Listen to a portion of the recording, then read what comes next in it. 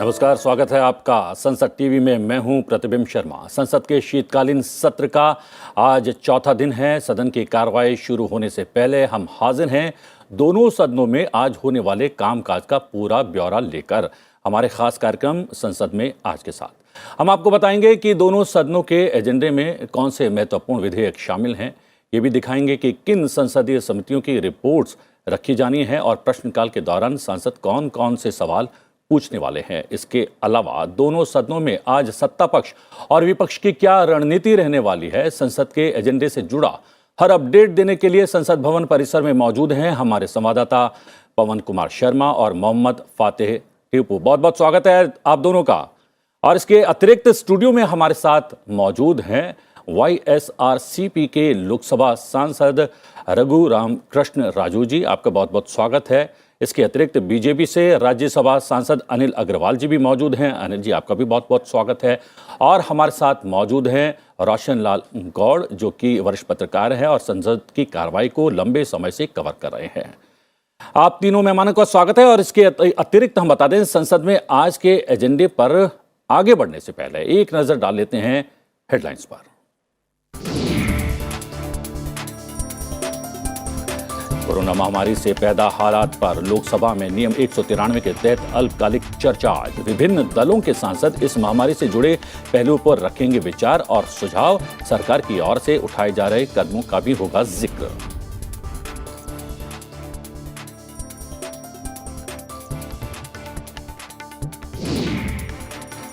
लोकसभा के एजेंडे में राष्ट्रीय औषधि शिक्षा और अनुसंधान संस्थान संशोधन विधेयक। देश के 6 औषधि शिक्षा और शोध संस्थानों को राष्ट्रीय महत्व का दर्जा देने का प्रस्ताव। अहमदाबाद, गुवाहाटी, हाजीपुर, हैदराबाद, कोलकाता और रायबरेली के संस्थान इसमें शामिल। बांध सुरक्षा विधेयक पर राज्यसभा में होगी आगे की चर्चा। बांधों की चौकसी, निरीक्षण, परिचालन और रखरखाव के प्रावधान। राष्ट्रीय बांध सुरक्षा समिति और राष्ट्रीय बांध सुरक्षा प्राधिकरण के गठन का भी प्रस्ताव।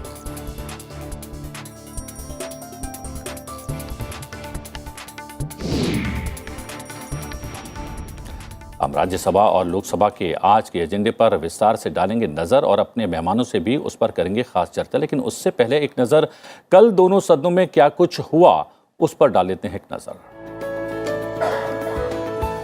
करीब 4 घंटे चली चर्चा के बाद the assisted reproductive technology regulation bill 2020 को कल लोकसभा की मंजूरी मिल गई। वैयक्तिक डाटा संरक्षण विधेयक 2019 संबंधी संयुक्त समिति की रिपोर्ट को पेश करने के लिए शीतकालीन सत्र के अंतिम सप्ताह तक समय बढ़ाने का प्रस्ताव भी सदन ने मंजूर कर लिया। अहम संसदीय समितियों की रिपोर्ट्स भी दोनों सदनों में पेश की गई। हालांकि राज्यसभा के 12 सदस्यों के निलंबन के मुद्दे पर उच्च सदन में लगातार तीसरे दिन भी गतिरोध बरकरार रहा। केंद्रीय जल शक्ति मंत्री गजेंद्र सिंह शेखावत ने बांध सुरक्षा विधेयक पर राज्यसभा में विचार का प्रस्ताव किया, लेकिन गतिरोध की वजह से आगे की चर्चा नहीं हो पाई।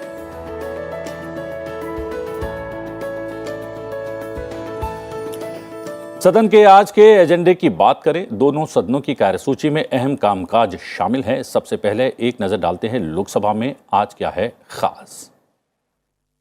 लोकसभा में आज राष्ट्रीय फार्मास्यूटिकल्स शिक्षा और अनुसंधान संस्थान संशोधन बिल 2021 विचार और पारित किए जाने के लिए कार्यसूची में शामिल है। वहीं कोरोना महामारी से पैदा हालात पर लोकसभा में नियम 193 के तहत अल्पकालिक चर्चा भी होने वाली है। अन्य पिछड़े वर्ग के कल्याण संबंधी समिति, सामाजिक न्याय और अधिकारिता संबंधी स्थायी समिति की रिपोर्ट सदन में पेश होगी। साथ ही रसायन और उर्वरक संबंधी स्थायी समिति की सिफारिशों पर एक्शन टेकन रिपोर्ट भी सदन में पेश की जाएगी। सभा पटल पर मंत्रालयों से संबंधित अहम पत्र रखे जाएंगे और प्रश्नकाल के दौरान सदस्य जनहित से जुड़े महत्वपूर्ण सवाल भी पूछ पाएंगे। सीधा रुख करते हैं अपने सहयोगी पवन कुमार शर्मा की ओर। पवन, लोकसभा की कार्रवाई कल सुचारू रूप से चल पाई, बहुत अच्छी बात। एक विधेयक भी पारित हो पाया, शून्यकाल बहुत महत्वपूर्ण रहा। आज की क्या संभावनाएं हैं?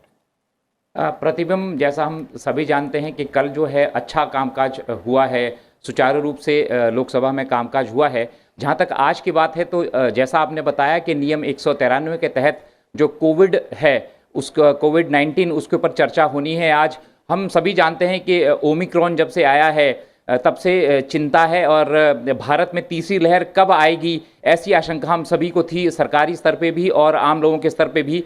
तो उसका आगमन जो है उसको हो चुका है, दुनिया में तो हो चुका है, भारत में अभी पुष्ट केसेस नहीं है। हालांकि ओमिक्रॉन को लेकर जितनी सभी जो सरकार की तरफ से कहा जा रहा है कि चिंता की बात नहीं है, परंतु सरकार की तरफ से प्रावधान किए जा रहे हैं अपने प्रतिबिंब जी। और बड़ी बात यह है कि इसके तहत आज सभी सांसद अपनी चर्चा इसमें करेंगे, अपनी चिंताएं भी जाहिर करेंगे। लोकसभा अध्यक्ष ने भी कल कहा था सदन में प्रतिबिंब जी के सभी जो सदस्य हैं, कोविड के दौरान जो दूसरी लहर आई थी तो हमारे देश में बहुत लोगों ने जान गंवाई उसमें, और अपनी अपनी सबकी कहानियां हैं। तो और माननीय सांसदों का जो है उसमें योगदान रहा है कोविड के दौरान। तो वो लोकसभा अध्यक्ष ने कहा है कि वो अपनी बात रखें, अपने इलाकों में उन्होंने कैसे लोगों की मदद करी और कैसे कैसे उस जो हमारे सामने चुनौती थी उससे पार पाया। तो हमें आज लोकसभा में सभी सदस्यों की तरफ से जब इस पे अल्पकालिक चर्चा होगी तो वो अपनी बात रखेंगे इसके ऊपर, ये बड़ी बात होगी। और इसमें बहुत सरकार की तरफ से भी, सरकार का पक्ष भी सामने आया कि कौन कौन से मेजर लिए जा रहे हैं। जहां तक मैं आपको जानकारी दे सकता हूं प्रतिबिंब जी के जो बाहर से ट्रैवल एडवाइजरी है, हम सभी जानते हैं कि सरकारी स्तर पे एयरपोर्ट पे जो लोग आ रहे हैं वहां पे सख्ती बरती गई है। जो लोग बाहर से आए हैं एट रिस्क देशों से, यूरोप से आ रहे हैं, चीन से आ रहा है, जापान से आ रहा है, इजराइल से आ रहा है, जो देश में आ रहा है वहां पे एयरपोर्ट पे ही उनकी टेस्टिंग हो रही है। 6-7 घंटे उनको रोका जा रहा है और जिनमें लक्षण पाए जा रहे हैं, कोरोना के लक्षण पाए जा रहे हैं, उनको वहां पे 7 दिन का क्वारंटाइन भी है। 7 दिन बाद फिर उनका टेस्ट होगा, जब वो नेगेटिव रिपोर्ट आएगी उनकी तभी उनको घर जाने दिया जाएगा। आप बने रहे पवन, लगातार हम आपसे अपडेट लेते रहेंगे। और आज नियम 193 के तहत इस विषय पर, इस गंभीर विषय पर चर्चा होने वाली है और चर्चा में बहुत सारे महत्वपूर्ण बिंदु भी आने वाले हैं। अगर बात करें अनिल जी, लगातार ये मांग भी थी सांसदों की कि इस पर सरकार को कुछ ना कुछ रुख स्पष्ट करना चाहिए और जो है त्वरित कार्रवाई करनी चाहिए। आज चर्चा शुरू हो रही है लोकसभा के भीतर, कितनी महत्वपूर्ण? नहीं, देखिए, चर्चा हो ये तो बहुत ही महत्वपूर्ण है, लेकिन राज्यसभा में तो कल भी पूरा दिन वॉश आउट हो गया जी। और बहुत ही महत्वपूर्ण बिल था डैम सेफ्टी के विषय में। माननीय जल शक्ति मंत्री श्री गजेंद्र सिंह शेखावत जी के द्वारा उस पर चर्चा आरंभ की गई, लेकिन निरंतर इतना ज़्यादा शोर और लोग ने डिस्टर्ब किया कि फिर माननीय उपसभापति जो उस समय चेयर पे थे उन्हें सदन की कार्रवाई स्थगित करनी पड़ी। मैं सभी अपने विपक्षी साथियों से, सांसदों से अनुरोध करना चाहता हूं कि इस महत्वपूर्ण चर्चा में और जो भी सरकार विधेयक ला रही है उस पे भाग लें। और संसद एक ऐसा पुनीत स्थान है जहां पे चर्चा आवश्यक है और देश की जनता भी हमसे यही अपेक्षा करती है कि हम उनके मुद्दों को उचित तरीके से उठाएं, उस पर चर्चा करें और कुछ अच्छी चीज़ें निकलें जिससे देश के नागरिकों का भला हो। लेकिन दुर्भाग्यपूर्ण स्थिति है इस बार राज्यसभा में और पिछले सत्र में भी जिस प्रकार विपक्षी सांसदों ने गैर जिम्मेदाराना व्यवहार किया, तो उससे पूरे देश की जनता में भी अप्रसन्नता है और सदन की गरिमा को भी ठेस पहुंच रही है। मैं सभी साथियों से अनुरोध करना चाहूँगा कि वो माननीय सभापति जी ने जो एक रास्ता दिया है कि भाई वो अपनी गलती महसूस कर ले, तो उनको सदन की कार्रवाई में भाग लेने दिया जाए और सदन का कार्य सुचारू रूप से चले जिससे देश की जनता का भला हो सके। Raghuram Krishna ji, congratulations, Lok Sabha is in order. कल बहुत काम भी हुआ, विधेयक भी पारित हुआ, शून्यकाल वाज वेरी इंपॉर्टेंट, एक्स्ट्रा शून्यकाल आल्सो वी हैड। हाँ, तो अभी आज की क्या संभावनाएं हैं? Yeah, today also it will go on very smoothly. There is no doubt at all. Our honorable speaker is very friendly, at the same time he is very strict. So it will go on well, and especially today the discussion on COVID, it is essential after the new variant. We are all again getting ready to face Personally, what is your point of view regarding this new variant? Yes, see, in fact, I had consulted with one of the most eminent doctor in Hyderabad, Dr. Nageshwar Reddy.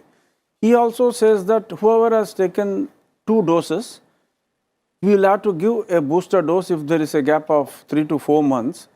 The booster dose would certainly take care of the new variant, that Omicron only, no? Yeah.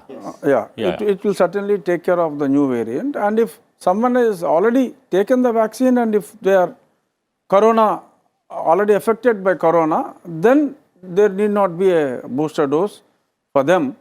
But thanks to our Honorable Prime Minister and the support what our country people have got with regard to the vaccination, already we have completed 100 crore vaccination. But now with our indigenous production having considerably increased, definitely I'm sure we are totally geared up to face this, but at the same time to take all the precautions at the airports. So for that, whatever regulations that we have to bring in to protect, because we need another couple of months time to complete the second dose of vaccination for all. So then only we will be able to go for the booster dose. First we will have to complete the second dose for all. So for that, few more doses, some more time is required. But Honorable Prime Minister is in regular touch and the Health Minister is in touch with the pharma companies to multiply the production so that we can totally vaccinate the entire people. So today the discussion on this is also a very important, it is going to be a very important discussion, and this discussion I don't think even the agitating small that TRS group of MPs also, they would certainly cooperate, and we will also request them not to disturb the discussion on this COVID, which is of national importance. And if this kind of discussion of national importance is also, if they attempt to halt this kind of discussion, then that would reflect very badly on them also. Ji. So I hope today it is going to be an absolute smooth Lok Sabha session. जी, रोशन जी, जो है आशाओं पर टिका रहता है जीवन, और आशा आज भी की जा रही है कि सदन की कार्रवाई सुचारू रूप से चले। हम तो कह रहे हैं कि राज्यसभा की भी कार्रवाई सुचारू रूप से चले, लेकिन जिस तरीके से 193 तय किया गया है इस चर्चा के लिए, कितनी महत्वपूर्ण चर्चा, क्योंकि प्रधानमंत्री लगातार कहते रहे हैं, जिस तरीके से रघु रामकृष्ण जी ने कहा कि प्रधानमंत्री जो है लगातार जो है इस पर काम कर रहे हैं और वैक्सीनेशन जिस गति से आगे बढ़ रहा है, दूसरी डोज भी सबको मिल पाए उस पर भी लगातार काम किया जा रहा है। लेकिन साथ ही साथ ये भी महत्वपूर्ण है, प्रधानमंत्री भी ये कहते रहे हैं कि वैक्सीनेशन के साथ साथ आप जो है एप्रोप्रिएट बिहेवियर वो ना छोड़ें। बिल्कुल, देखिए सबसे पहले तो हम सभी चाहते हैं, पूरा सभी देशवासी और एक एक सांसद भी चाहता है कि संसद चले, दोनों सदन चले। तीसरे दिन कल लोकसभा की कार्रवाई शुरू हुई और सुचारू रूप से एक बिल भी बहुत अच्छे से पास हुआ, सब लोगों ने इसमें पार्टिसिपेट किया चर्चा में। राज्यसभा में उम्मीद करते हैं कि शायद वहाँ जो गतिरोध बना हुआ है वो टूटे, और गतिरोध तोड़ने के लिए सरकार ने अपनी तरफ से पहल कर दी है कि जो 12 सांसद हैं अगर अपनी गलती स्वीकार कर लें, माफ़ी मांग लें, तो उनका निलंबन वापस किया जा सकता है। तो मुझे लगता है कि दोनों पक्ष और विपक्ष के बीच अगर सहमति बन जाए तो राज्यसभा भी शुरू हो जाएगी। आज जो 193 की चर्चा है, देखिए हमारे जो दोनों सदन बने हुए हैं वो चर्चा के लिए ही बने, और चर्चा में जब भाग लेते हैं तो हर सदस्य अपनी बात कहता है, अपने अनुभव के बारे में बताता है और सरकार उससे सीखती है, और उसी में ही बहुत सारे पॉइंट्स ऐसे आते हैं जिन पे एक्शन लिए जाते हैं। तो ये चर्चा होगी, मुझे लगता है कि बहुत एक सार्थक चर्चा होनी चाहिए, क्योंकि हमने जो 2 दौर देखे हैं, 2 जो फेज़ आए थे कोरोना के, उसमें पूरा देश ने उसको भुगता है, और जो दूसरी लहर आई थी उसमें तो बहुत सारे लोगों ने अपनी जान भी गंवाई। तो इसलिए उसमें हमने क्या क्या उसमें सबक सीखा, उस पर चर्चा हो, और सरकार उसके लिए आगे, अगर जैसे हम ये एक आशंका व्यक्त की जा रही है कि तीसरी लहर आने वाली है, उसके लिए तैयारी कर ले। तो अभी प्रधानमंत्री जी ने खुद ही बैठक ली, उसके बाद अभी स्वास्थ्य मंत्री ने बैठक ली, और कल स्वास्थ्य सचिव ने भी बैठक ली थी। सभी राज्यों को कहा गया कि आप एडिशनल बेड की तैयारी कीजिए, हॉस्पिटलों को तैयार कीजिए। तो मुझे लगता है कि इन सब चर्चाओं के बीच में ही कुछ रास्ता निकलेगा, और हमारी चर्चा भी जो है लगातार बनी रहेगी। लेकिन हम अपने दर्शकों को बता दें कि आज उच्च सदन यानी कि राज्यसभा के एजेंडे में क्या खास रहने वाला है। राज्यसभा में बांध सुरक्षा विधेयक 2019 पर आगे की चर्चा होगी। राज्यसभा के पटल पर रखे गए पत्रों संबंधी समिति और अन्य पिछड़े वर्गों के कल्याण संबंधी समिति के प्रतिवेदन भी सदन में पेश किए जाएंगे। रसायन और उर्वरक संबंधी स्थायी समिति और सामाजिक न्याय और अधिकारिता संबंधी स्थायी समिति की रिपोर्ट भी उच्च सदन में रखी जाएगी। साथ ही सभा पटल पर मंत्रालयों से संबंधित अहम पत्र रखे जाएंगे और प्रश्नकाल के दौरान सदस्य जनहित से जुड़े अहम सवाल भी पूछेंगे।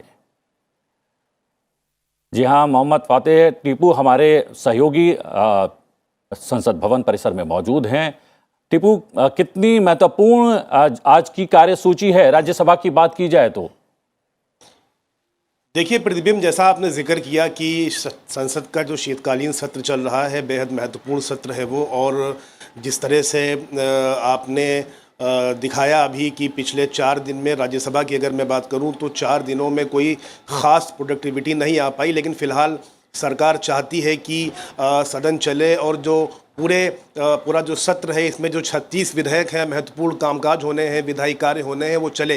लेकिन सरकार की पूरी मंशा है, कहीं कोई नियत में शक नहीं है, लेकिन जो 12 सांसदों के निलंबन की बात है उसको लेकर के विपक्ष कहीं ना कहीं प्रतिबिंब बड़ा मुद्दा बनाना चाहता है, लिहाजा ये गतिरोध अभी भी बना हुआ है। आपको याद दिला दूँ प्रतिबिंब कि ये जो डिसरप्शन का मामला है ये कोई सदन में व्यवधान का नया मामला नहीं है। अभी जो शिमला में जब पीठासीन अधिकारियों के राष्ट्रीय पीठासीन अधिकारियों का सम्मेलन था, उसका जब शताब्दी वर्ष समारोह था पिछले नवंबर में, तो वहां पर भी 3 दिन के इस कार्यक्रम में देश के तमाम जो विधानसभा अध्यक्ष और विधानसभा के सभापति थे और खासकर लोकसभा अध्यक्ष ओम बिरला और देश के प्रधानमंत्री नरेंद्र मोदी ने भी इस पर चिंता जताई कि किस तरीके से व्यवधान पर रोक लगाया जाए। हालांकि लोकतंत्र को पीएम मोदी ने कहा कि ये सिर्फ एक व्यवस्था नहीं, भारत का स्वभाव है, भारत के डीएनए में है। देखिए, कोई भी चीज़ जब फ्लोर पे नहीं सुलझती है, उसका सोल्यूशन नहीं निकलता है, तो आमतौर पे ये देखा गया है कि जो सभापति हैं या अध्यक्ष हैं वो आउट ऑफ द फ्लोर जा करके अपने व्यक्तिगत संपर्कों के आधार पर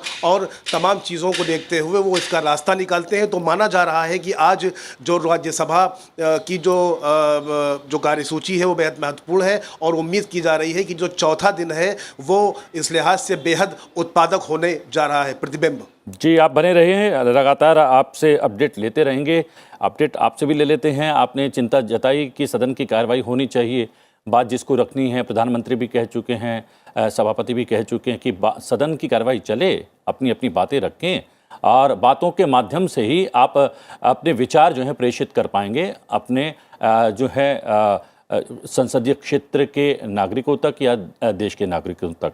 लेकिन विपक्ष का कहना ये भी है कि डिसरप्शन जो होता है वो भी उनका एक अधिकार है और ये हमें जो है हमने जो व्यवस्था देखी है संसदीय व्यवस्था उसमें हमने समय समय पर देखा है कि अलग अलग जो है विपक्षी दल इस व्यवस्था का जो है इस्तेमाल भी करते रहे हैं। देखिए, जो आपने कहा ये बात ठीक है, लेकिन हर चीज़ की एक सीमा होती है। जी, विपक्ष को ये अधिकार है या उनका कर्तव्य है कि अगर सरकार की किसी बात से वो सहमत नहीं है तो अपना विरोध जताएं। विरोध जताने की एक पूरी प्रक्रिया है, लेकिन अगर आप चेयर के ऊपर चढ़ जाएंगे, जो वहाँ सेक्रेटरीट स्टाफ है वहाँ पे आप टेबल पे चढ़ जाएंगे, आप रूल बुक फाड़ देंगे, मार्शल्स के साथ बदतमीजी करेंगे, महिला मार्शल्स के साथ बदतमीजी करेंगे, तो ये तो स्वीकार्य नहीं हो सकती। और देश की जनता के चुने हुए नुमाइंदे अगर इस प्रकार की कार्रवाई करेंगे तो इससे देश में क्या मैसेज जाएगा। हम हमेशा अपने संसदीय क्षेत्रों में वहाँ की जनता को ये अपील करते हैं कि भाई आप जो भी काम करें एक लोकतांत्रिक तरीके से करें, और जब स्वयं हम मर्यादा की सीमाएं लागेंगे तो कैसे हम अपनी बात मजबूती के साथ रख पाएंगे। हमें अपनी सीमाओं का ध्यान रखना चाहिए।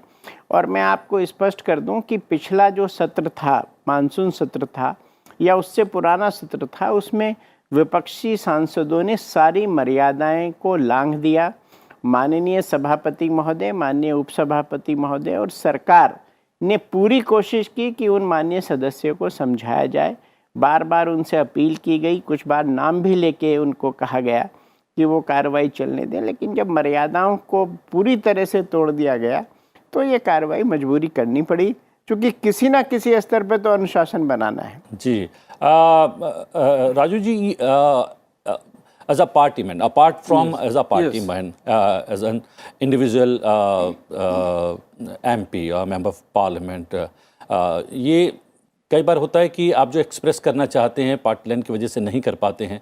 बहुत सारी बातें हैं जो आपके जो है संसदीय क्षेत्र की हों, आपके नागरिकों की हों, या फिर अन्य राष्ट्रव्यापी कोई विषय जो है आपके जहन में हो और आप उठाना चाहते हो, लेकिन डिस्ट्रप्शन की वजह से या बाधित होने की वजह से सदन की कार्रवाई वो बातें सामने नहीं आ पाती हैं, तो कितना दर्द होता है, कितनी पीड़ा होती है एक MP को? No, this is with regard to what has happened in Rajya Sabha. The ruckus that happened in Rajya Sabha, which led for the suspension of 12 honorable MPs. Definitely, I had seen the proceedings, and though in democracy we have every right to express our views, but as a lawmakers in the upper house, definitely what has happened, what Anilji had explained. Anilji had explained. I had also gone through the TV proceedings, and definitely it is not at all good the way they have expressed their dissent, not to throw the papers and get on to the, especially in the upper house. It is really people, definitely I can say the sentiments of the people who are watching the TV, they were also hurt. And I hope this kind of scenes would not be repeated. Even in Lok Sabha, we had never come across, though there were protests, we had never come across this kind of what we had seen in Rajya Sabha. Definitely, as my parliament colleague had expressed, definitely we all felt really bad, and we wish that this won't be repeated in future. रोशन जी, यहाँ पर व्यवस्था की बात कही गई है विपक्ष के माननीय सांसदों के द्वारा कि ये व्यवस्था का अंग है बाधा पहुँचाना सदन की कार्रवाई में, लेकिन एक व्यवस्था ये भी है कि अगर आप सीमाएं लांघते हैं तो फिर कार्रवाई का भी प्रावधान है, और वो प्रावधान जो है लागू किया गया तो उस पर असंतोष जताया जा रहा है और उसको लेकर भी व्यवधान लगातार बना हुआ है राज्यसभा में। देखिए, अपोजिशन का अधिकार है कि वो अपना विरोध करे, लेकिन विरोध के लिए भी एक कुछ रूल हैं, कुछ नियम है कि आपने कहाँ तक जाना है, आपकी मर्यादा कहाँ होनी चाहिए। ये मर्यादा ऐसे नहीं होनी चाहिए कि आप सेक्रेटरीट के टेबल पर चढ़ जाएं, रूल बुक फाड़ दें। और पिछली बार तो जिस सत्र के लिए सांसदों को निलंबित किया गया है, कागज़ फाड़ के स्पीकर के पर जो सभापति थे उनके ऊपर कागज़ फेंके गए और उनका माइक तोड़ने की कोशिश की गई, और एक जो मार्शल थे उनसे धक्का मुक्की की गई, महिला मार्शल से भी धक्का मुक्की की गई। मुझे लगता है कि सांसद का जो दायरा है, उनका जो कद है और उनकी जो प्रतिष्ठा है, उस प्रतिष्ठा में आंच नहीं आनी चाहिए। और अगर आपने इस तरह का व्यवहार किया तो टीवी में जो लोग आपको देख रहे हैं, और ख़ासकर जो यंग हमारी पीढ़ी है जो राजनीति से दूर भाग रही है, वो शायद उसका यही सबसे बड़ा कारण है जो संसद में हो रहा है। वो सब वो देख रहे हैं कि क्यों नहीं चल रही है। तो हमारे सांसदों को इस बारे में सोचना चाहिए कि हम नई पीढ़ी को राजनीति की तरफ आने दें और उनके सामने रोल मॉडल बने। इस तरह का व्यवहार न करें। आप बिल्कुल विरोध करिए, विरोध का बहुत बड़ा तरीका है, आपके पास बहुत सारे तरीके हैं। आप मौन रखिए, महात्मा गांधी जी बैठे हुए हैं, उनके सामने आप जो धरना प्रदर्शन करते हैं करिए, सदन के अंदर आप करिए, लेकिन कागज़ फाड़ना, किताबें फेंकना चेयर की तरफ तो ऐसा कभी नहीं होता था। जी, और सबसे बड़ी बात यह है कि एक तरफ हम यूथ पार्लियामेंट जो है आयोजित करते हैं कि किस तरीके से तरुणों में और युवाओं में हमारी जो संसदीय गतिविधियां हैं उसकी तरफ किस तरीके से वो जुड़ें और जो है आने वाले समय में वो सांसद जनप्रतिनिधि बनने के लिए तैयार हों। और दूसरी तरफ अगर वो इस तरीके से बाध्यता लगातार देखते रहेंगे सदन में तो उनका जो है मन जो है पॉलिटिक्स, राजनीति या फिर संसदीय कार्रवाई से थोड़ा सा उछाट हो जाएगा। कोरोना महामारी से पैदा हालात पर लोकसभा में आज नियम 193 के तहत अल्पकालिक चर्चा होने वाली है। शिवसेना सांसद विनायक राउत और बीजेपी सांसद रतनलाल कटारिया इस महामारी से जुड़े पहलुओं को सदन में उठाएंगे। सदन में विभिन्न दलों के सांसदों पर अपने विचार और सुझाव रखेंगे और नियम 193 के अधीन चर्चा में सभा के समक्ष औपचारिक प्रस्ताव भी शामिल नहीं है, इसलिए इस नियम के अधीन चर्चा के बाद मतदान नहीं हो सकता। चर्चा के अंत में संबंधित मंत्री संक्षिप्त उत्तर अवश्य देंगे। रुख कर लेते हैं अपने सहयोगी पवन कुमार शर्मा की ओर। पवन, जैसा कि आपने शुरुआत में ही इस बात का खुलासा कर दिया कि आज नियम 193 के तहत चर्चा होने वाली है। चर्चा बहुत महत्वपूर्ण है और आपने कहा कि कुछ सख्त गाइडलाइंस भी जारी किए गए हैं जो विदेश से आने वाले यात्री हैं उनके लिए। यहाँ पर भी जो है माननीय सांसद दोनों मौजूद हैं। उन्होंने कहा कि चर्चा बहुत महत्वपूर्ण है क्योंकि सबसे बड़ी चुनौती इस वक्त अगर देश और दुनिया के सामने है वो कोविड-19 है। प्रतिबिंब हम सबको समझना पड़ेगा कि जो अक्टूबर 2020 में जो वेरिएंट आया था वो डेल्टा वेरिएंट था और उसने वो 163 देशों तक दुनिया में फैला और हम सब जानते हैं कि कैसी त्राही त्राही हुई और लाखों लोगों ने अपनी जान उसमें गंवाई है। तो जब से ये ओमिक्रॉन आया है, अभी 24 नवंबर को ही डिटेक्ट हुआ है साउथ अफ्रीका में और उसके बाद ये लगभग 19 देशों में फैल चुका है। बहुत जल्दी फैल रहा है प्रतिबिंब ये। और ख़ास बात इसमें वैज्ञानिकों का कहना है कि इसकी जो म्यूटेशन है, जो ये रूप बदलता है, वास्तव में 30 तो इसके प्रोटीन में चेंजेस आ गए हैं और लगभग 50 म्यूटेशन हो चुके हैं और ये लगभग ख़तरा जो है इसका वो 30 से 50 गुना है डेल्टा से। पर हकीकत ये भी है प्रतिबिंब के पूरी दुनिया में डेल्टा जो वेरिएंट है उसके कारण ही सबसे ज़्यादा मौतें हुई हैं और 99% वही है। तो ओमिक्रॉन जो है वो लगभग 1% है, लगभग उसकी आशंका है कि बहुत तेज़ी से फैलेगा पूरी दुनिया में और कई देशों में जो है इसका प्रभाव भी दिखना शुरू हो गया है, जिसमें कि साउथ अफ्रीका है, इजराइल है, ब्रिटेन है, जर्मनी है, नीदरलैंड है। तो 19 देशों में ये ज़्यादा फैल चुका है, वहाँ डिटेक्ट हो चुके, इसके केसेस सामने आ चुके हैं।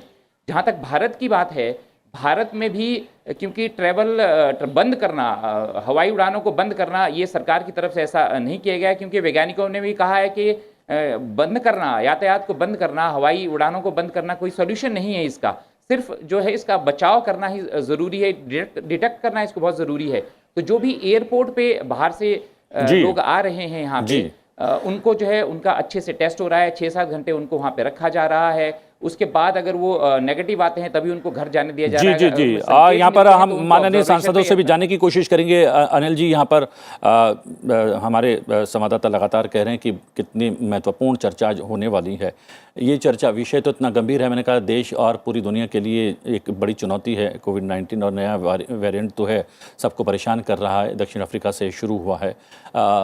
ये चर्चा तो संभवतः राज्यसभा के भीतर भी होनी चाहिए। इसमें चर्चा होगी और माननीय मंत्री जी इस पे पूरा अपना वक्तव्य भी देंगे। और ओमिक्रॉन के बारे में अभी सबसे जो बड़ी चिंता का विषय है, बहुत ज़्यादा जानकारी है नहीं जी। मुझे लगता है आने वाले 10 दिन में जब साइंटिस्ट इस पे और काम करेंगे तब स्थिति का पूरा ज्ञान हो सकेगा। लेकिन जो माननीय प्रधानमंत्री श्री नरेंद्र मोदी जी की अपील है कि हम लोग कोविड के जो प्रोटोकॉल्स हैं उसका पालन करें, 2 गज दूरी बनाए रखें, अपना हाथ सैनिटाइज करते रहें, धोते रहें और मास्क पहने, तो अगर हम ये सब चीज़ें कर लेंगे तो मुझे लगता है कि हम लोग इससे मुक्ति पा सकते हैं। और जो भारत देश ने एक बहुत बड़ा अचीवमेंट माननीय प्रधानमंत्री श्री नरेंद्र मोदी जी के नेतृत्व में किया है, लगभग 124 करोड़ डोज लग चुकी हैं, जिसको कि पूरी दुनिया असंभव टास्क मानती थी। जी। माननीय प्रधानमंत्री जी ने जो देश की जनता के सामने और दुनिया के सामने कहा था कि हम दिसंबर अंत तक अपनी पूरी आबादी को हम वैक्सीनेट कर देंगे, तो मुझे लगता है वो समय धीरे धीरे आ रहा है। वैसे भी जो अभी तक डॉक्टर्स का कहना था कि अगर हम अपनी अडल्ट आबादी का लगभग 60% हम वैक्सीनेट कर देंगे तो हार्ड इम्यूनिटी हो जाएगी। और अगर हम अभी वर्तमान स्थिति देखें, 124 डिवाइडेड बाई कर लें तो लगभग 62 करोड़ होता है और अडल्ट जो आबादी है देश की वो लगभग 98 करोड़ है, तो ये 67% के आसपास हो जाता है। तो देश में अब उतना घबराने की ज़रूरत नहीं है, चिंता करने की ज़रूरत नहीं है, लेकिन साथ के साथ हमें सावधानी बरतनी ज़रूरी है ताकि हम इस बीमारी से अपने को, अपने प्रियजनों को बचा सकें। और सरकार ने इस बीच में तैयारियां भी बहुत की हैं। आप देखिए, ऑक्सीजन प्लांट इस पीरियड में बहुत लगे हैं, मेडिकल कॉलेज बढ़े हैं, आईसीयू वार्ड्स बढ़े हैं, पीकू वार्ड जो चाइल्ड, बीच में एक संभावना जताई जा रही थी कि साहब शायद बच्चों के ऊपर ज़्यादा प्रभाव हो, तो पीडियाट्रिक आईसीयूज बनाए गए हैं। तो सरकार ने बहुत तैयारी की है और मुझे लगता है कि हम लोग इस बीमारी को लड़ने में पूरी तरह सक्षम हैं। लेकिन फिर भी मैं ये कहूँगा कि हम लोग अगर बचाव करें तो वो बेहतर होगा, क्योंकि बचाव अगर हमने कर लिया तो उस नौबत ही नहीं आएगी। और जो वैक्सीनेशन हो रहा है ये तो वास्तव में अद्भुत है। माननीय प्रधानमंत्री जी का जो नेतृत्व है उसमें उन्होंने जिस प्रकार से सबको निर्देश दिए हैं, साइंटिस्ट को बढ़ावा दिया है, फार्मास्यूटिकल्स कंपनी को सपोर्ट किया है और पूरी सरकारी मशीनरी को, कार्यकर्ताओं को पूरा वो किया है कि सब लोग करवाएं और उसका अच्छा परिणाम आ रहा है। Ramakrishnan ji, our kids are still unvaccinated. Yes. This is a bigger challenge. Yes, no doubt it is a challenge, but we have come up with even both Covaxin and Covishield. They are coming up with different vaccine for children. So any moment they will start the supply. नहीं, ये सवाल इसलिए भी महत्वपूर्ण हो जाता है क्योंकि बहुत सारे विशेषज्ञों की ये राय है कि तीसरी लहर आएगी तो वो ज़्यादा बच्चों को जो है अपनी चपेट में लेगी, उनको प्रभावित करेगी। इसलिए इसको रेज करना, इस बिंदु को रेज करना और इस पर काम करना दोनों बेहद ज़रूरी हैं। Yes, exactly. Yeah. With the third variant, it might affect the children also. And since they were not vaccinated yet, so this is the, no doubt it is a crucial time. They are the future for the country. And at this time, we should have more focus on vaccination for children, which rightly the Honorable Prime Minister and the Health Ministry started addressing that also. And definitely, along with completing the total vaccination, as my friend said, Anilji said 67%, we will definitely in next 2 months, we will reach 100%.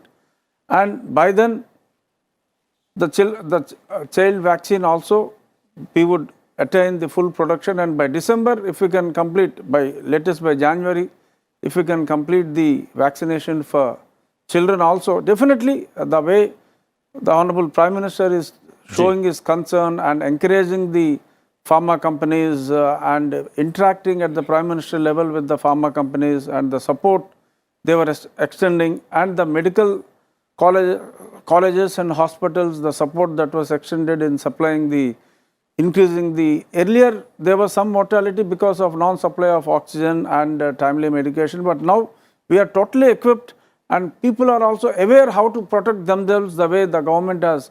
Even now we get the telephone ringtone, every time we get the और सबसे बड़ी बात ये है कि चुनौती के दौरान हम लोग जो हैं एक ताकतवर देश के रूप में सामने आए हैं और ये ताकत हमें दी है फार्मा सेक्टर ने। और फार्मा सेक्टर से जुड़ा हुआ एक बहुत महत्वपूर्ण बिल आज चर्चा के लिए आज रखा जाने वाला है और वो पारित भी होना चाहिए। और हम अगर बात करें लोकसभा के विधायी कामकाज की, तो लोकसभा के एजेंडे में राष्ट्रीय औषध शिक्षा और अनुसंधान संस्थान संशोधन विधेयक 2021 शामिल है और केंद्रीय स्वास्थ्य और परिवार कल्याण मंत्री डॉक्टर मनसुख मांडविया विधेयक पर विचार और पारित करने का प्रस्ताव करेंगे। और बिल राष्ट्रीय फार्मास्यूटिकल शिक्षा और अनुसंधान एक्ट 1998 में संशोधन करता है और विधेयक में देश के 6 औषधि शिक्षा और शोध संस्थानों को राष्ट्रीय महत्व का दर्जा देने का प्रस्ताव किया गया है। इनमें अहमदाबाद, गुवाहाटी, हाजीपुर, हैदराबाद, कोलकाता और रायबरेली के संस्थान शामिल हैं। और हम बता दें कि लोकसभा में बजट सत्र के दौरान 15 मार्च 2021 को ये विधेयक पेश भी किया गया था।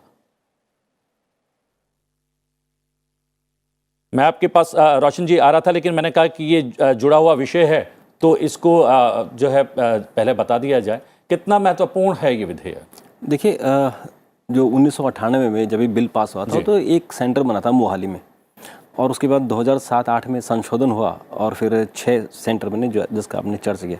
जो आज संशोधन आ रहा है वो इन 6 संस्थानों को नेशनल इम्पोर्टेंस का दर्जा देने की बात है, क्योंकि जब नेशनल इम्पोर्टेंस का उसको दर्जा देते हैं तो फिर उसे डिग्री देने का और शोध करने का एक उसको अधिकार मिल जाता है और उसके अलावा केंद्र सरकार की तरफ से एडिशनल जो एलोकेशन होती है बजट मिल जाता है जी।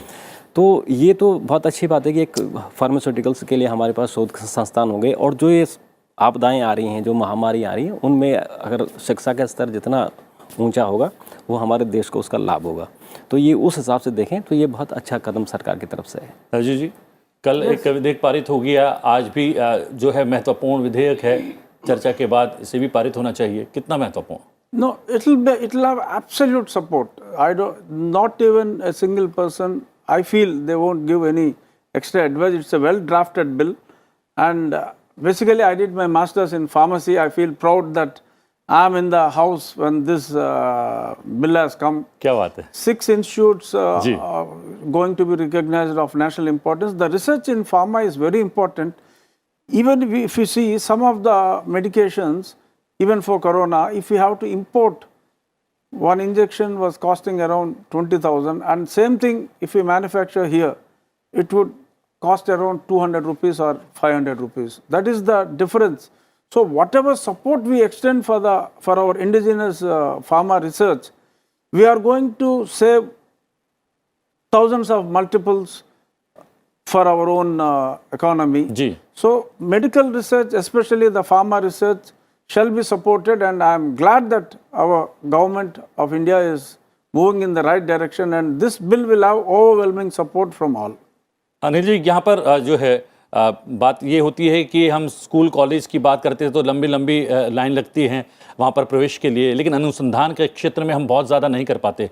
ये हमारे अनुसंधान को एक ताकत देगा, स्ट्रेंथन करेगा। नहीं, मैं आपको बता दूं, जैसे राजू जी ने कहा एम फार्मा है, तो I am chairman of pharmacy college, जहां हम लोग D pharma, B pharma, M pharma तीनों चलाते हैं। और मैं आपको ये बताते हुए मुझे बड़ी खुशी है कि पीछे माननीय मोदी जी के नेतृत्व में फार्मा इंडस्ट्री और फार्मास्यूटिकल्स इंडस्ट्री जितना भी है और फार्मासिस्ट सब ने बहुत मेहनत की है, रिसर्च वर्क बहुत बढ़ा है। और मुझे ये लगता है माननीय मोदी जी के नेतृत्व में जिस प्रकार आईटी इंडस्ट्री ने देश की इकोनॉमी में 4 चांद लगाए हैं, this can be another big sector. आप देखिए, दुनिया में भारत एक ऐसा देश बना सबसे पहले माननीय मोदी जी के नेतृत्व में जिसने कि वैक्सीन को जो है एक्सपोर्ट किया जी। और भारत इस समय जितना वैक्सीन बना रहा है उसको एक्सपोर्ट भी कर रहा है, अपने नागरिकों को भी दे पा रहा है। एक बड़ी बात है। और तो बड़ी ये एक मैनकाइंड सर्विस होने के साथ साथ एक बहुत बड़ा इकोनॉमिक रिफॉर्म भी इस देश की प्रगति की ओर अग्रसर होगा। और मुझे राज्यसभा की भी बात कर लेते हैं। राज्यसभा में एक विधेयक लगातार जो है सूचीबद्ध है, लेकिन वो आगे नहीं बढ़ पा रहा है। जी हाँ, बात करें राज्यसभा की तो बांध सुरक्षा विधेयक 2019 सदन की कार्यसूची में शामिल है। केंद्रीय जल शक्ति मंत्री गजेंद्र सिंह शेखावत विधेयक जो है कल विधेयक विचार और प्रस्ताव किया था, लेकिन गतिरोध की वजह से आगे की चर्चा नहीं हो पाई। वो विधेयक को पारित करने का भी प्रस्ताव करेंगे। इसमें बांधों की चौकसी, निरीक्षण, परिचालन और रखरखाव के प्रावधान है। इन बांधों में 15 मीटर से अधिक ऊंचाई वाले या फिर 10 मीटर से 15 मीटर की ऊंचाई और विशिष्ट डिजाइन और स्ट्रक्चर वाले बांध शामिल हैं। विधेयक में राष्ट्रीय बांध सुरक्षा समिति और राष्ट्रीय बांध सुरक्षा प्राधिकरण के गठन का भी प्रस्ताव किया गया है। लोकसभा से विधेयक को अगस्त 2019 में ही मंजूरी मिल चुकी है।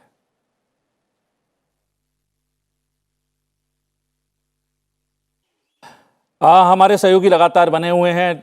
कितना महत्वपूर्ण है टीपू, अगर इस विधेयक की बात करें और यहाँ पर बात चल रही है सुरक्षा की, एक तरफ हम अपने आप को सुरक्षित करने का प्रयास कर रहे हैं कोविड-19 से, और दूसरा बाढ़ों की स्थिति, क्योंकि हम जो है बांधों की बात करें तो पहले 3 देशों में आते हैं जिनमें सबसे ज़्यादा बांध हैं जिस मुल्क में। तो कितना महत्वपूर्ण है ये विधेयक? बिल्कुल प्रतिबिंब, जैसा आपने जिक्र किया कि ये बिल्कुल इतना महत्वपूर्ण विधेयक है, इसीलिए 2019 में इस विधेयक को लोकसभा ने मंजूरी दी। लेकिन चूंकि संसद के शीतकालीन सत्र का चौथा दिन है, कल जल शक्ति मंत्री गजेंद्र सिंह शेखावत ने जब इस विधेयक का प्रस्ताव रखा तो उनके भाषण को बीच में ही रोक करके सदन को पूरे दिन के लिए स्थगित करना पड़ा। जैसा आपने जिक्र किया कि दुनिया में भारत ऐसा देश है जो ये तीसरे नंबर पे आता है, खासकर बांध की सुरक्षा और चौकसी से जो जुड़ा ये विधेयक है। इसमें खास पे जो मोटे तौर पे जो बात आती है वो इसकी जल विज्ञान और डिज़ाइनिंग को लेकर के। आमतौर पे प्रतिबिंब होता क्या था कि जो बांध से जुड़ी इस देश में घटनाएं हुई या जो आपदा आई वो, या अगर हम 1979 का जिक्र करें जो गुजरात में आपदा आई थी उसमें लंबे पैमाने पे जान और माल की हानि हुई थी, तो डिज़ाइनिंग का कोई मूल्यांकन नहीं होता था। तो जल विज्ञान और डिज़ाइनिंग को लेकर के मोटे तौर पे इस विधेयक के माध्यम से राज्यों को एक तंत्र दिया जाएगा जो इसको देखें और उस लिहाज से, और इसमें चूंकि ये भी बताता चलूँ चूंकि पानी जो है राज्य का विषय है तो सरकार की इसमें कोई मंशा नहीं है कि राज्यों के जो अधिकार है उसमें कोई हस्तक्षेप किया जाए। तो फिलहाल उम्मीद की जा रही है कि आज इस विधेयक पर जो है चर्चा होगी और बेहद उत्पादक रहने वाला है आज का दिन। प्रतिबिंब जी जी जी, बहुत बहुत धन्यवाद, आपने अपडेट किया और बहुत सारे बिंदुओं पर प्रकाश डाला।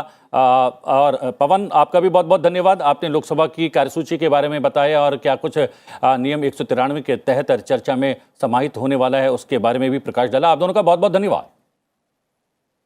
एक छोटा छोटा रिएक्शन बहुत महत्वपूर्ण है। हम लोग बात कर रहे थे सुरक्षा को लेकर, बांध भी, चूंकि हम लोग उन 3 मुल्कों में हैं जिनमें सबसे ज़्यादा बांध हैं और कुछ बांधों की सुरक्षा इसलिए महत्वपूर्ण हो जाती है कि बहुत पुराने भी हो गए, उनका रखरखाव बहुत महत्वपूर्ण हो जाता है।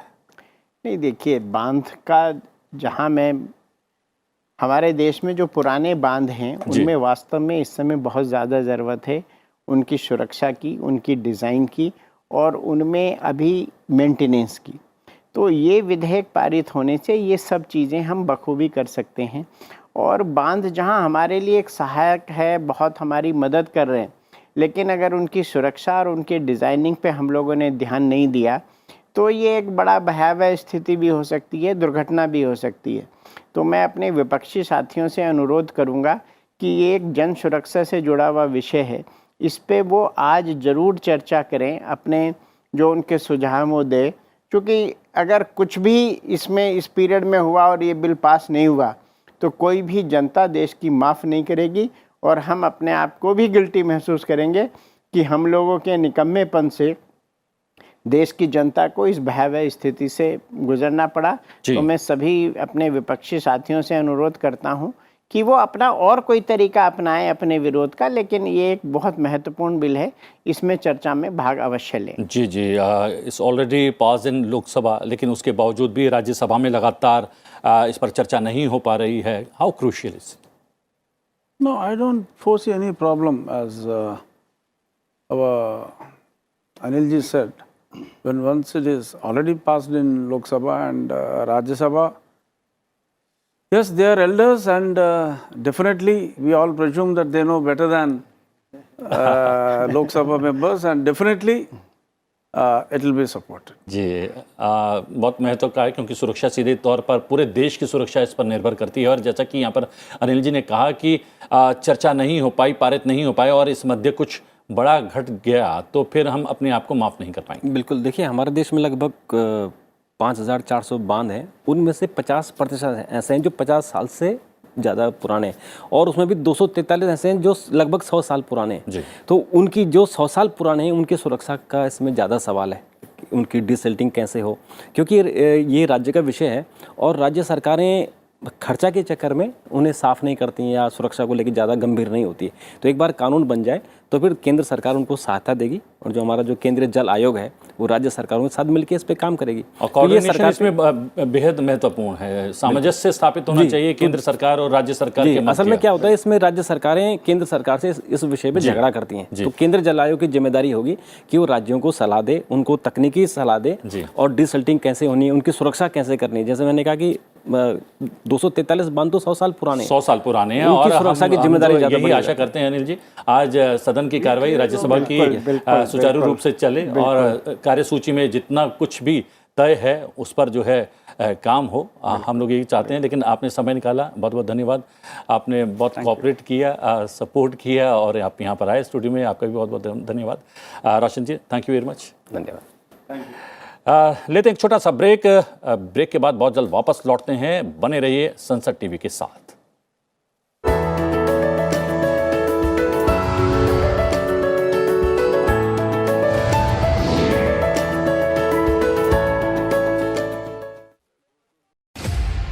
Prime Minister has laid the list of the new ministers on the table. माननीय सदस्यगण, संसद की कार्यवाही के दिन भर का हाल। Question number 201। मेरा प्रश्न ये है, प्रश्नकाल से लेकर विधेयकों की चर्चा, हम चर्चा के लिए तैयार है। The question is that the bill be passed. पक्ष विपक्ष की हर छोटी बड़ी बात। Law has been pass. एक स्पेशल कमेटी कॉन्स्टिट्यूट करनी चाहिए। मैं आपके नोटिस को लाना चाहता हूँ। प्राथमिक रूप से काफ़ी तैयारियां की थी। दोनों सदनों का लगातार लाइव अब से संसद टीवी पर।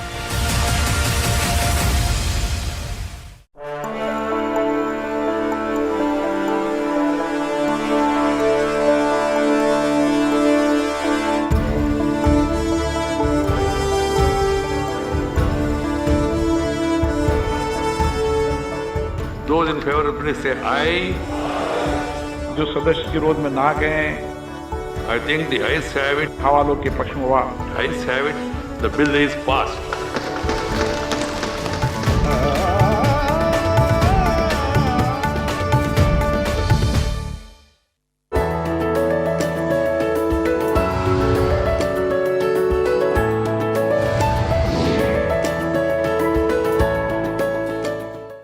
ब्रेक के बाद आपका एक बार फिर से स्वागत है और जल्दी कार्यसूची पर एक बार फिर से नजर डाल लेते हैं। लोकसभा में आज प्रश्नकाल के दौरान जल शक्ति, आवासन और शहरी कार्य, सड़क परिवहन और राजमार्ग, नागर विमानन, पेट्रोलियम और प्राकृतिक गैस, अल्पसंख्यक कार्य, विद्युत, नवीन और नवीकरणीय ऊर्जा मंत्रालय से प्रश्न पूछे जाएंगे। हम बता दें कि सांसद विष्णु दत्त शर्मा जल शक्ति मंत्रालय से केन बेतवा लिंक परियोजना के विकास की वर्तमान स्थिति से जुड़ा हुआ प्रश्न पूछेंगे। शिरडी महाराष्ट्र से सांसद सदाशिव किसान लोखंडे आवासन और शहरी कार्य मंत्रालय से शिरडी को एक आधुनिक शहर के रूप में विकसित करने से जुड़ा हुआ प्रश्न पूछने वाले हैं। सांसद धर्मेंद्र कुमार कश्यप सड़क परिवहन और राजमार्ग मंत्रालय से उत्तर प्रदेश में सड़क परियोजनाओं की स्थिति से जुड़ा प्रश्न करेंगे। सांसद श्रीधर कोटागिरी नागर विमानन मंत्रालय से अंतर्राष्ट्रीय स्तर की उड़ानों के लिए विभिन्न देशों के साथ एयर बबल्स की स्थापना से जुड़ा प्रश्न करेंगे। सांसद डॉक्टर मनोज राजौरिया जल शक्ति मंत्रालय से प्रधानमंत्री कृषि सिंचाई योजना में निर्धारित लक्ष्यों की वर्तमान स्थिति से जुड़ा प्रश्न करेंगे। वटकरा केरल से सांसद के मुरलीधरन जल शक्ति मंत्रालय से विभिन्न राज्यों में बाढ़ के कारण होने वाले मिट्टी के कटाव यानी कि मृदा अपरदन से जुड़ा प्रश्न करेंगे। नगीना उत्तर प्रदेश से सांसद गिरीश चंद्र पेट्रोलियम और प्राकृतिक गैस मंत्रालय से पेट्रोलियम उत्पादों के औसत मूल्य के बीते 3 सालों के ब्यौरे से जुड़ा हुआ एक महत्वपूर्ण प्रश्न करने वाले हैं।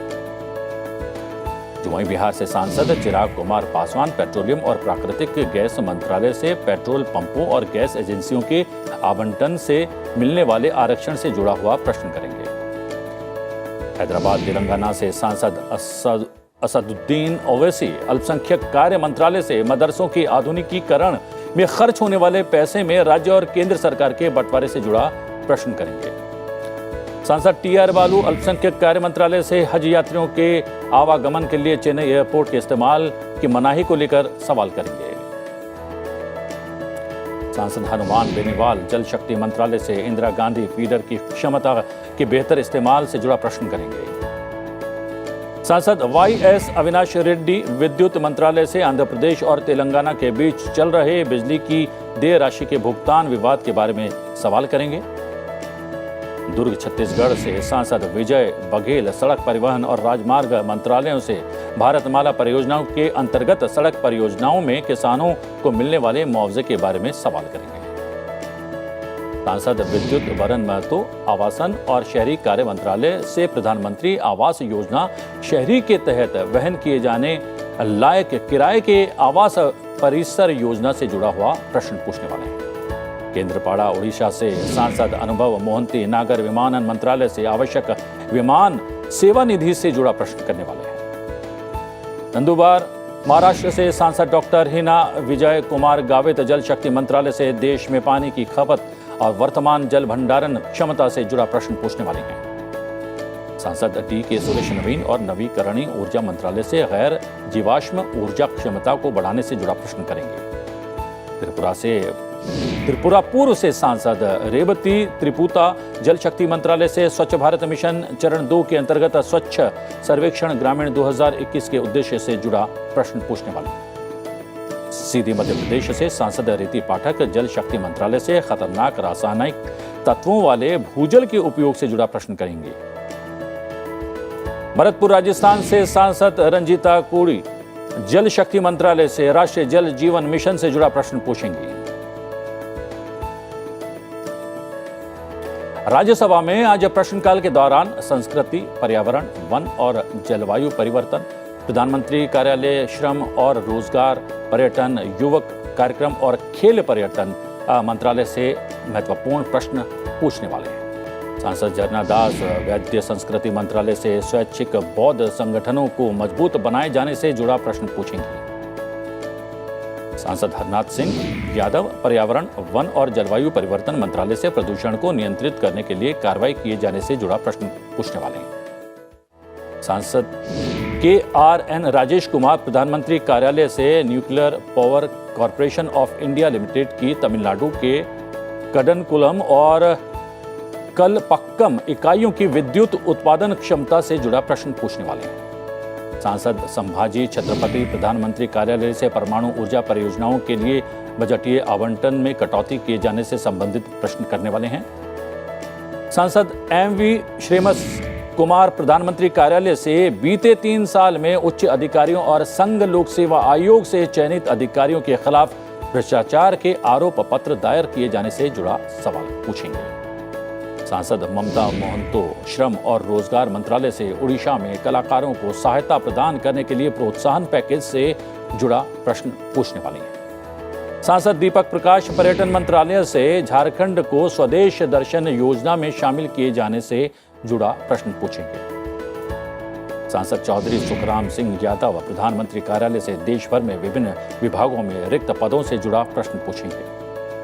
सांसद डॉक्टर सस्मित पात्रा युवक कार्यक्रम और खेल मंत्रालय से देश में खेल और युवक मामलों के विकास से जुड़ा प्रश्न पूछने वाले हैं। सांसद मोहम्मद नदीमुल हक पर्यावरण, वन और जलवायु परिवर्तन मंत्रालय से मीथेन संबंधी वैश्विक वचनबद्धता पर हस्ताक्षर किए जाने के संबंध में प्रश्न पूछेंगे।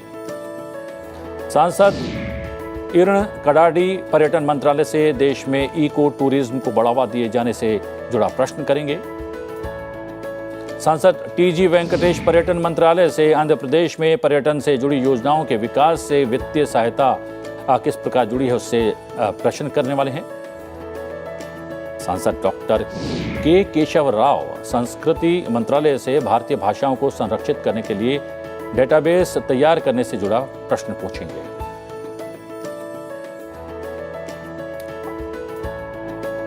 संसद के शीतकालीन सत्र के दौरान लोकसभा और राज्यसभा की कार्रवाई के सुचारू प्रसारण के लिए संसद टीवी ने खास इंतजाम किए हैं। दोनों सदनों का प्रसारण संसद टीवी के 2 अलग-अलग चैनल्स पर किया जा रहा है। सत्र के दौरान लोकसभा की कार्रवाई का प्रसारण संसद टीवी HD लोकसभा पर किया जा रहा है और राज्यसभा की कार्रवाई का प्रसारण संसद टीवी राज्यसभा पर हो रहा है। इसके अतिरिक्त संसद के दोनों सदनों का प्रसारण संसद टीवी के वेबसाइट sansadtv.nic.in और संसद टीवी के YouTube चैनल पर भी उपलब्ध है। आप संसद टीवी के इन प्लेटफॉर्म्स पर संसद की कार्रवाई का सीधा प्रसारण लगातार देख सकते हैं। फिलहाल संसद में आज में इतना ही। अब से कुछ देर में दोनों सदनों की कार्रवाई शुरू होने जा रही है। संसद टीवी पर आप देख सकते हैं दोनों सदनों की कार्रवाई का सीधा प्रसारण संसद टीवी लोकसभा पर, और आप लोकसभा और संसद टीवी राज्यसभा पर और राज्यसभा की कार्रवाई का सीधा प्रसारण देख सकते हैं। तो बने रहिए संसद टीवी के साथ। मुझे आज्ञा दीजिए। नमस्कार।